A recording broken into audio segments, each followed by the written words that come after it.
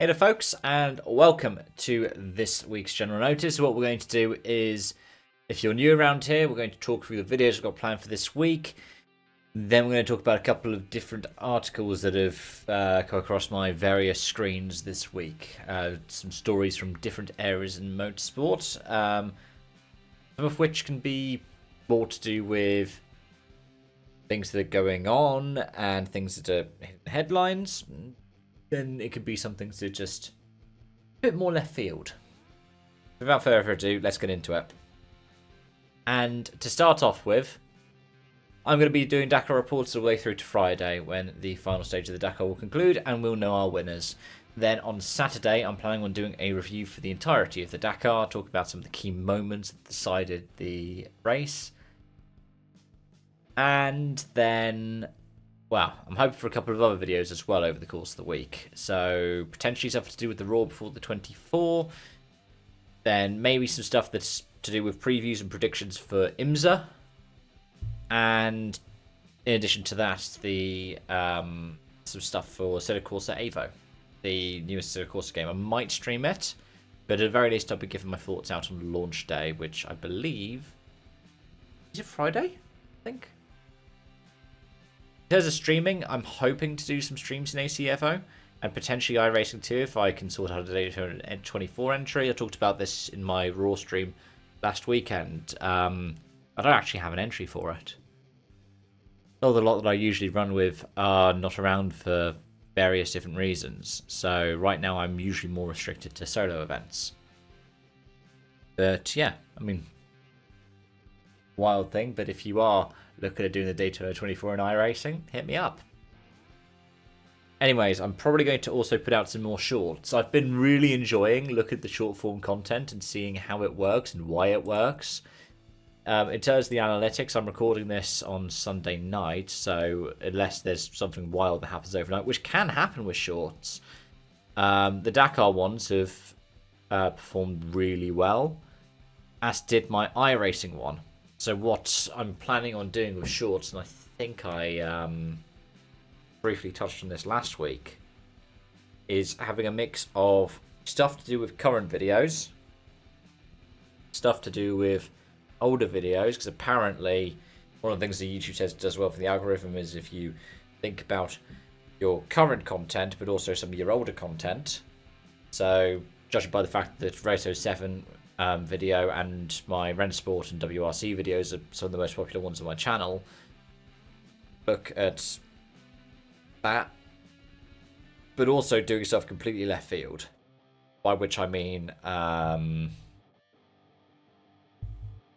for instance just showing random clips from games or random side stories from motorsport. I was thinking of doing stuff like that last summer, and I've actually got a bank of them that I recorded in Belgium predominantly, but I think or the Nürburgring. Let's see. I'm also still experimenting with, do I say report or review? Mexico City E3 one isn't performing particularly well, but then also I haven't done a thumbnail for it, and I did it the day after.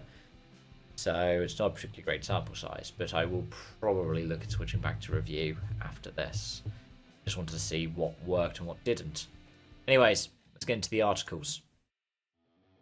And first up, from the world of rallying, Diego Dominguez Jr., the reigning WRC 3 champion, will enter in 3 different championships this year in the WRC. In addition to an already announced WRC 2 program in the GR Yaris Rally 2, which I had written about before Christmas when I started writing my pre-season preview, he'll be defending the WRC 3 title, which really threw me through a loop when I was starting to record the season preview. I went, hang on, he's entered in the Monty in WRC 3. I thought he was doing WRC 2. He's also going to compete in the JWRC as well, which is easier to do because it doubles up with WRC 3. There was an interview he did in Dirtfish where he said the biggest challenge is going to be adapting to the different cars. So if, say, he's doing Sardinia in the Junior WRC, I think that's one of the rounds on the JWRC calendar this season. Or... no, I'm wrong. It isn't, is it? The Acropolis is. But he'll be doing Portugal in the Rally 3, Sardinia in the Rally 2, and then back to Acropolis in Rally 3. I think he's only missing one round all season, and that's Estonia, because 6 is the amount of rounds that count towards your championship. I think it's the best 6 from 7, technically. I think that's the same for WRC3 as well. I think it's the same for WRC3 and WRC2, but I could be wrong on that one. I thought they were both the same criteria. His standalone non-JWRC entry, well, I've already said it, it's Monte Carlo. He's doing Monte Carlo in the Fiesta Rally 3. But yeah, the other ones that he's competing in WRC3 are going to be tougher fields. There were rumours around that he might look at doing a Rally 1 entry for his home rally, Paraguay. But he doesn't feel ready for that.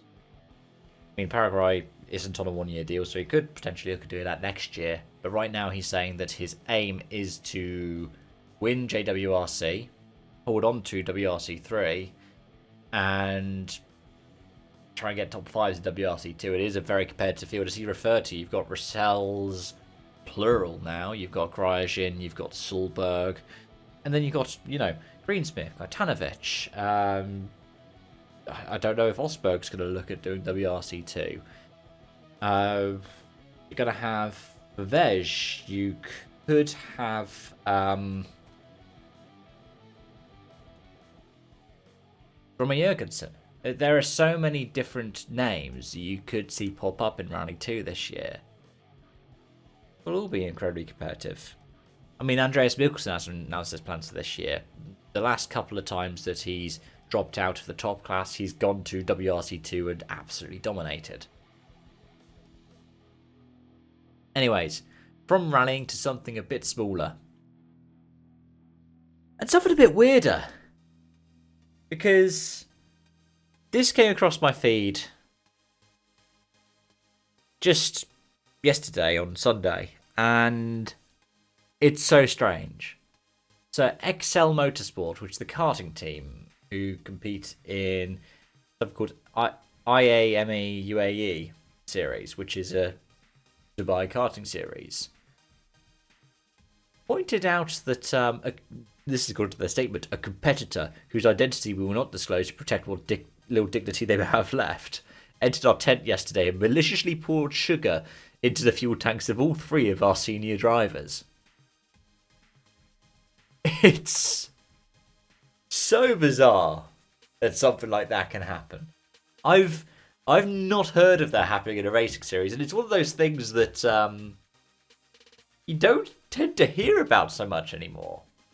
And the reason why is because the engines, that's why they're able to pull it in there, because the fuel tanks are in such a way that they respond to it.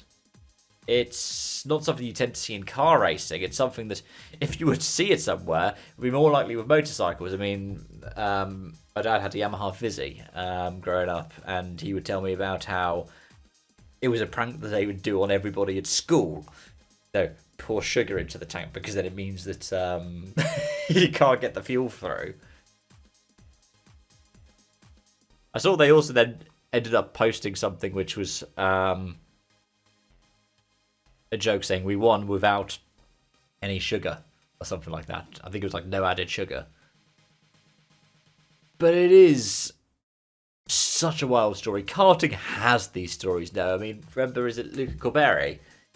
The guy whose dad was a circuit owner for the final round of a championship, one which I think Felipe Massa was some kind of official at, because I think he was a delegate for the FIA there, where after crashing out he picked up his bumper and threw it at a rival and then got into a fist fight in the paddock afterwards, and then his dad decided to double team on the other person's dad, his dad who owned the track.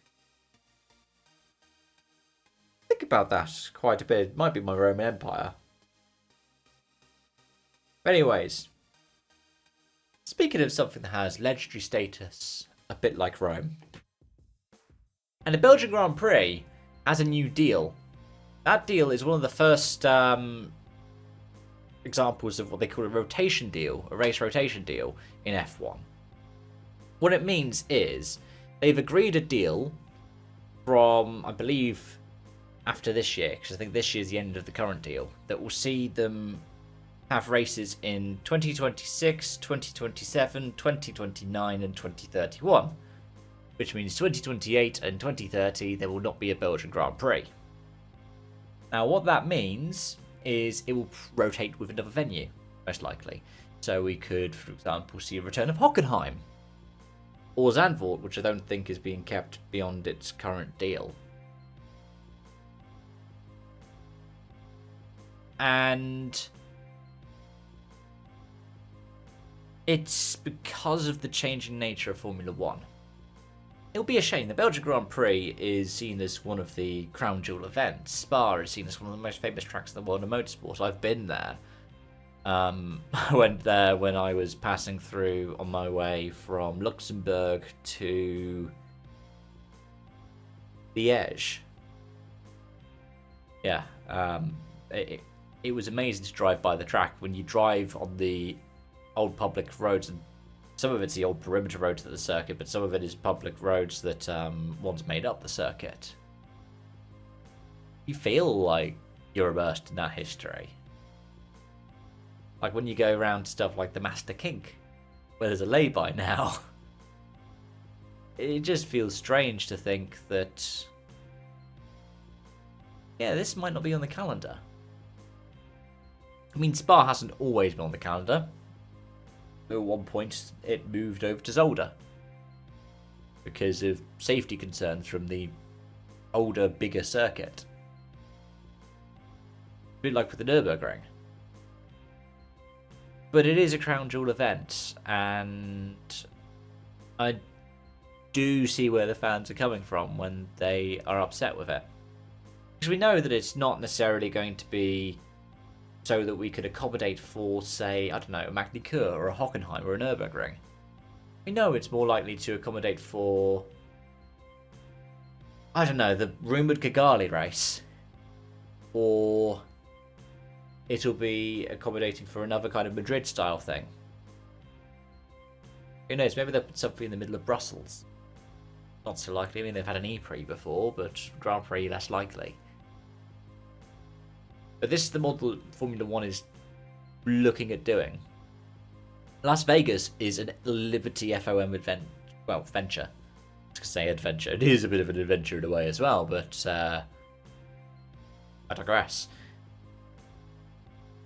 What they're going to look at doing is doing more of these races where they own the venue or they have the license for the venue because it's cheaper for them. At the same time, the hosting fees are going to go up. And so that's why Silverstone is often so extortionate in terms of pricing for British fans. Like, the British Grand Prix is often seen as something that British fans tend not to go to. They're more likely to go to Spa, or typically the Hungaroring, because those tend to be cheaper races to attend, even with flights and accommodation factored in. It's like with the WRC, there's a large group of people in the UK who will go across to Finland. Granted, it's because we don't have a Rally GB anymore, but because Finland is so much more affordable, you don't necessarily have to pay to enter the stages, and it's relatively cheap to fly out there. Ivascula isn't too expensive either, especially if you book it right and you go through, say, I don't know, an Airbnb and you've got a few people in on it as well. But F1 is all about business. I mean, it is, after all. So it's always going to be a bit more extractive. It's always going to be a bit more about the monetary side of it, making more of a profit, increasing the cost year on year. Because that's how it sees its future. That's how it sees itself staying sustainable. Whether that's true or not, it's another matter altogether. It's how it sees it.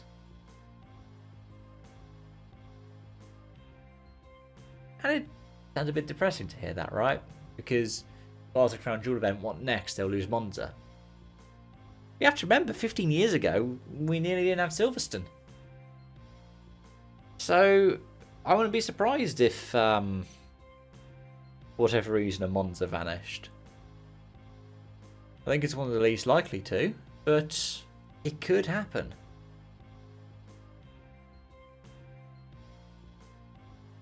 At the same time, part of the reason why it struggles for funding is is competing against places where either a company or a sovereign fund, in the case of somewhere like Saudi Arabia, are looking at putting in a lot of money. Part of the reason why the Dakars in Saudi Arabia are not, looking at doing the route of what's now the Africa Eco Race, what was formerly the Dakar, is money. And that is partially the case of the Belgian Grand Prix. It's subsidised by the Walloon government, the government of Wallonia, which, for those who aren't particularly aware, Belgium is sort of 2 or 3 countries in itself. You've got the Flemish bit, which has got Ypres, which is where the WRC visited. It's got Wallonia, which is more French bits. You've got the more kind of Dutch bit, the more French bit, and then you've got Brussels, which is the international bit. It's a bit like England and Scotland and London. That's probably the best way of thinking about it. Or Wales and Scotland and London. Or for my American views, because I think America's my largest demographic. It's like saying, I don't know, the government of Colorado wanted to put on a Grand Prix in Denver. Or the government of Georgia wanted to put on a race at Road Atlanta for F1.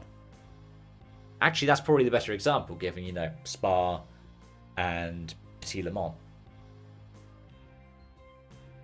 Because the national government doesn't fund it. It is the regional government.